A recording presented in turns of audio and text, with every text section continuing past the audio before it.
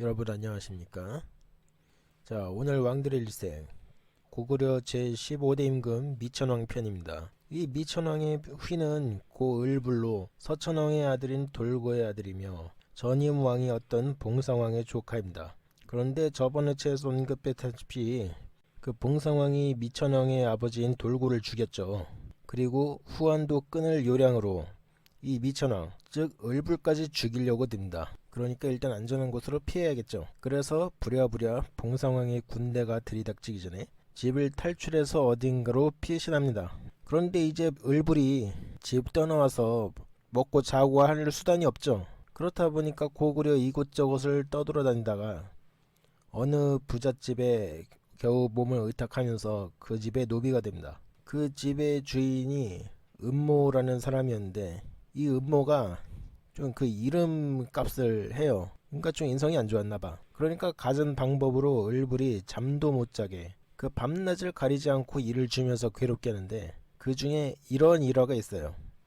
하루는 음모가 을불한테 말하기를 내가 요새 저 앞 연못에서 그 깨구락지들이 우는 바람에 잠을 제대로 못 자겠으니까 그 을불 네가 가서 좀 해결해봐라. 그러니까는 을불은 일단 그 음모가 자야 되는 시간에 그 개구리를 이제 못 울게 해야 되는 거죠. 그러면 을불은 언제 자요? 이쯤 되면은 그냥 잠을 자지 말라는 거죠. 그런데 지금 을불의 신세가 좀 노비잖아요. 그러니까는 뭐 주인이 명하는 거니까 어쩔 수 없이 따라야죠. 그래서 을불은 그날 밤새 연못에다 돌을 던져서 개구리가 울지를 못하게 만듭니다. 뭐 그날 뭐 잠은 다 잔 거지. 그런데 이제 이런 일들이 또 얼마나 많았겠어. 그러니까는 1년 후에 을불은 도저히 안 되겠다 싶었는지 음모의 노비 생활을 때려치고서 다시 떠돌이 생활로 돌아가요. 이후에 어떤 소금 장수를 만나게 되는데 그 소금 장수는 이제 자기 이름을 제모라고 밝히고 을불을 또 그래도 괜찮게 받는가. 아무래도 조금 왕족이다 보니까 좀 뭔가 포스가 있었겠죠. 그러니까 좀 범상치 않게 받는지 동업을 제안합니다. 그래서 을불은 그 소금장수 제모와 함께 동업을 하면서 소금장수로 이제 직업을 바꾸고 또 이렇게 또 장사를 또 하면서 좀 살림살이도 좀 나아지고 이제 그러는가 싶었는데 을불의 고난이 여기서 끝나지 않습니다. 어느 날 하루는 그 압록강 동쪽 그 사수촌이라는 곳에서 소금을 팔고 이제 그곳에 사는 노파 어떤 할머니 집에서 이제 묵게 됐는데 이게 당시만 해도 이게 소금이 뭐 아무 데서나 구할 수 있는 게 아니잖아요. 뭐 지금에서야 뭐 그 소금이 뭐 흔하게 이제 뭐 그 사고 팔고 하지만은 이때는 뭐 교통편도 그렇고 하니까 소금이 귀해요. 그러니까는 이 할머니가 그 제모하고 을불이 가진 소금에 욕심을 냅니다. 그래가지고 숙박료를 돈 대신에 소금을 받을 거라고 해요. 그런데 이 숙박료가 시간이 지나면서 이게 계속 올라가는 거지. 처음 묵을 때는 가령 이제 예를 들어서 숙박료가 한 2만 원 정도였는데 이게 10분 지나니까 숙박료가 3만 원이 돼 있고 또 여기서 또 5분이 지나니까 4만 원이 돼 있고 뭐 이런 식인 거예요. 그러니까 결국 이게 을불이 이제 이 할머니의 요구를 거절하지. 아니 무슨 호구도 아니고 이게 당연하지 이게. 그런데 이제 문제는 이 할머니가 여기에 이제 앙심을 품습니다. 그리고 이제 그쪽을 그 동네를 이제 또 관할하는 지방관이 있을 거 아니에요? 그래서 그 지방관한테 가서 제모와 을불을 신발 도둑으로 몰아가지고 그 소금을 그 관아에 몽땅 압수되도록 그렇게 만듭니다. 야, 이 할머니도 인성 문제 있다, 그죠? 그렇게 해서 또다시 이제 을불이 이제 그지로 이제 전락을 해가지고 또 힘들게 살고 있던 이제 와중에 이게 봉상왕이 이제 또 폭정이 점점 이제 가속화되고 하다 보니까 그 창조리가 자기 일패였던 조불이랑 소우 등을 시켜가지고 그 을불의 행방을 찾게 만듭니다. 이때 을불이 또 비류강가에 있다가 이 조불하고 소우 등을 이제 만나요. 그래갖고 이제 조불과 소우가 이 을불한테 당신의 을불 맞지? 그러니까 이제 처음에 을불은 이 사람들이 그 봉상왕이 이제 보낸 자객인 줄 알고 나 을불 아닌데 뭐 이런 식으로 이제 자기 신분을 부인해요. 그래가지고 이제 뭐 몇 번 찾아왔는데 그때마다 나 을불 아니라고, 더 이상 찾아오지 말라고 뭐 이러면서 이제 부인을 하니까 이제 결국에 이제 창조리가 나타나서 이게 을불을 안심을 시켜요. 뭐 우리는 당신을 이제 죽이려고 온 게 아니고 이제 봉상왕이 하도 이제 무엇 같으니까 그 왕을 끌어내리고 이제 당신을 왕을 세우려고 한다.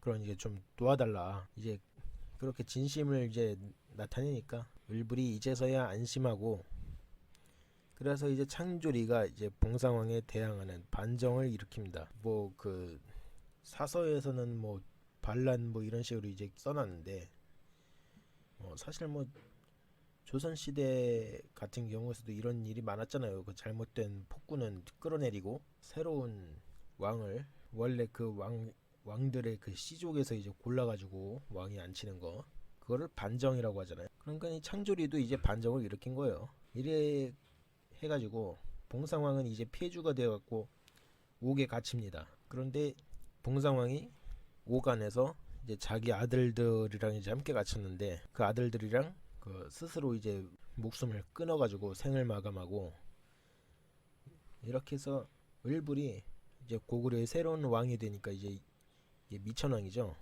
그런데 이 미천왕이 왕이 되니까는 이게 뭐 천하에 두려울 게 없어. 자기 아버지를 이제 죽인 봉상왕도 이제 사라졌겠다. 그런데 또 보니까는 또 마침 그 중국 쪽에도 뭐 팔왕의 난이다, 뭐 영가의 난이다 하면서 엄청 시끄럽죠. 그래서 미천왕은 서둘러서 국력을 키웁니다. 그래가지고 이제 그동안에 그 고구려가 요동을 노려왔었는데, 그 동천왕하고 중천왕하고 뭐 역대 뭐 왕들이 요동을 찬 그 눈독을 들이고 있었었죠. 근데 다 실패를 했죠.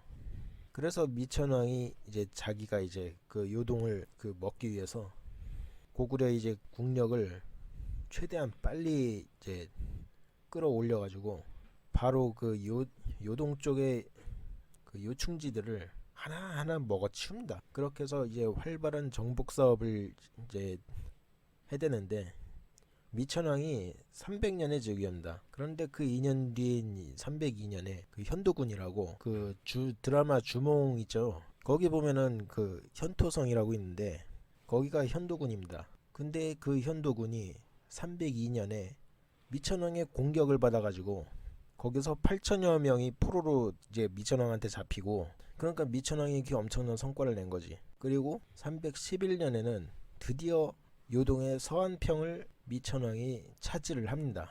그러니까는 그 요동을 이제 접수할 수 있는 그 교두보를 이제 마련을 한 거죠.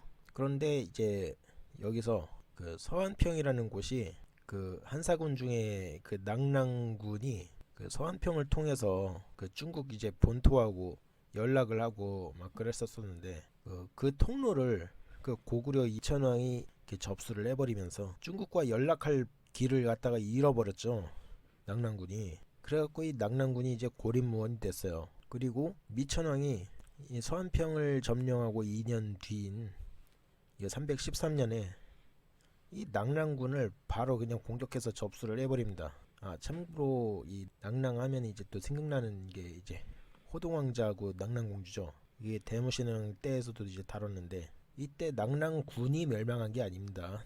대무신왕 때 낙랑군이 멸망한 게 아니에요. 대무신왕 때는 이제 낙랑군에서 이제 쪼개져 떨어져 나갔던 이게 최신낙랑국, 이 낙랑국이 대무신왕한테 멸망을 당한 겁니다. 그리고 낙랑군은 이때 그 미천왕이 313년에 이제 멸망을 시킨 게 맞아요. 낙랑군 점령은 미천왕의 업적입니다. 그리고 그 이듬해인 314년에 미천왕은 그 낙랑군 그 근방에 있던 마지막 한사군 대방군까지 이제 공격해서 멸망을 시켜버리고, 이렇게 해서 한사군을 모두 이제 고구려 영토를 편입을 시켜버립니다. 자, 그러고 보니까는 미천왕은 이제 뭐 천하에 무서운 게 없어 이제. 그리고 이제 서안평을 먹었으니까 또 요동 전 지역이 이제 또 탐나죠. 그래갖고 이 지역을 이제 차지를 해야 되는데, 문제는 이 요동을 탐내는 게 고구려만이 아니에요. 그 선비족 있죠. 이때 선비족이 뭐 단선비부, 뭐 우문부, 뭐 모용시부 뭐 이렇게 있었는데, 물론 뭐 서진 쪽하고 뭐 거란하고 말갈 뭐 이런 쪽들도 뭐 요동을 차지하고 싶어 뭐 안달나고 있었고, 이들 중에 이제 서진 소속의 이제 평주자사 그 최비라는 작자가 은밀히 미천왕하고 우문선비족, 단선비족을 불러 모은다. 그러고 나서 이제 얘기하는 게, 이 당시 선비족들 중에서도 그 모용씨족들이 엄청 셌어요. 얘네가 뭐 사실 뭐 거의 연나라 세우기 일보 직전이잖아요. 그러니까 이 최비라는 작자가 하는 말이, 우선 제일 세력이 강성한 이 모용씨족을 먼저 족치고, 모용씨족의 이제 땅을 그 우문씨족하고 그 단선비족하고 고구려하고 그리고 자기네들 서진하고 이렇게 해서 4개국이 분할 점령을 하자고 이들을 꼬드겨요. 이런 거 보면은 이 중국의 레퍼토리가 뭐 지금하고 뭐 별반 다르지 않습니다. 뭐 예전에 뭐 그 북한이 한창 막 굶어 죽고 고난의 행군이다 이제 뭐다 해가지고 거의 자멸하다시피 하기 직전까지 이제 몰렸을 때가 있었는데, 그때 중국이 뭐 러시아나 미국 뭐 일본 우리나라 쪽에 북한 영토를 뭐 그 쪼개가지고 나눠 갖자 뭐 이런 식으로 이제 제안을 한 적이 있다고 그 얘기를 들었었습니다. 이게 뭐 사실인지 아닌지는 모르겠지만은 뭐 만일 사실이면은 이때하고 지금하고 별반 그게 레파토리가 다른 게 없어요. 그래갖고 이때도 이 평주자사가 이렇게 할지론이라고 해야 되나, 아무튼 이제 그런 식으로 이제 고구려를 꼬드기죠.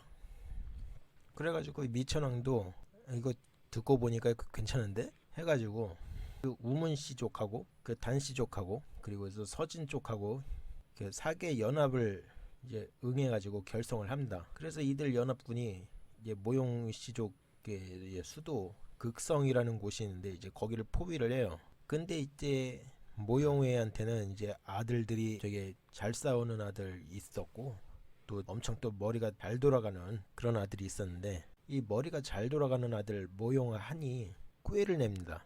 그 소고기하고 술을 우문선비족한테만 이제 보내는 거예요. 그러니까는 단선비족이랑 그 서진 쪽이랑 미천왕 입장에서는 이게 어때요? 아, 이게 우문선비 얘네가 이게 뿌락지 않냐, 그렇게 돼버리는 거죠. 그러니까는 이걸 뭐 누가 누굴 믿을 수 있겠습니까? 아무도 못 믿죠. 그러니까 연합이 깨져버려요. 그래갖고 다 뿔뿔이 흩어져가지고 개인전으로 가는 모양새가 됩니다. 그래가지고 단선비족도 이제 떠나고 서진이랑 고구려도 떠나고, 이래 보니까는 결국 모용선비족을 칠 세력이 우문선비족 하나밖에 안 남잖아요. 그래갖고 우문씨족이 이게 모용씨족을 칩니다. 그리고 결과는 무참히 깨졌죠. 그래가지고 우문실독관이 그 모용회한테 깨져가지고 그냥 몸만 겨우 달아나는 신세가 됩니다. 그러니까는 이 모용씨족도 얘네도 군자가 아니죠. 그러니까 이 모든 그 연합군 결성의 주역 이 평주자사 최비한테 어때요? 뭔가 악감정이 생기겠죠.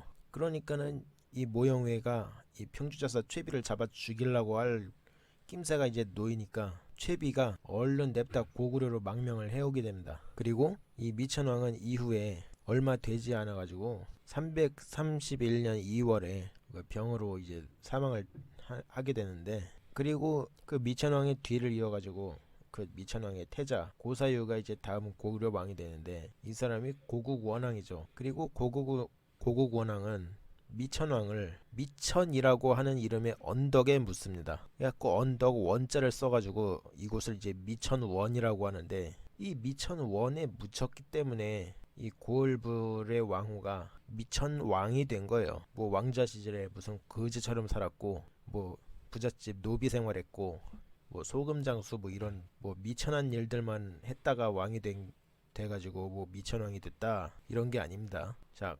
여기까지가 일단 미천왕의 일생입니다. 그런데 이 미천왕의 일생 보면은 뭐 소금 파는 그 상단에도 들어가 있고 무슨 부잣집 노비로도 뭐 이래보고 하는 게 무슨 그 삼국시대 사극 있잖아요. 뭐 연개소문이라든지 대조영이라든지 뭐 근초고왕, 뭐 선덕여왕 뭐 이런 사극에서 나오는 대표적인 주인공 클리셰들이에요. 그런 클리셰가 다 있는 그런 일생을 살았는데, 그리고 또 나중에는 자기 이제 왕족 신분 되찾고 메인 빌런인 봉상왕까지 이제 상대로 승리를 해가지고 왕이 되죠. 그리고 왕 된 다음에는 정복 전쟁 펼치면서 영웅이 그 고구려의 영웅으로 거듭이 나죠.